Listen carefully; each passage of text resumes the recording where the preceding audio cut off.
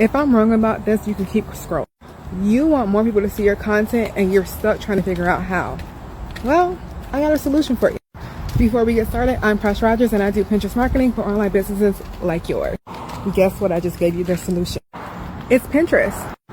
Pinterest is the underrated platform. It's the one that everybody overlooks. Maybe not everybody, because I got clients who get results like this, but definitely probably you. So if you are someone that is tired of your content not getting seen enough, or you just feel like you want it to get seen more, Pinterest can be your solution, because 450 million plus people use it every single month.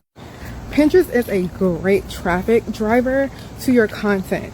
So if you're not leveraging it, you need to really look into why you should be, or just go through my page. And why I love it and why I love doing it for other clients or for my clients is because it doesn't take as much time and effort as actual social media.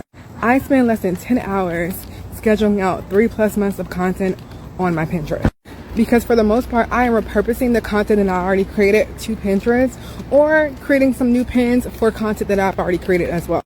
I like to say, if you're not using Pinterest, it's because it's in your blind spot, and hopefully I've opened your eyes to it and you want to learn more.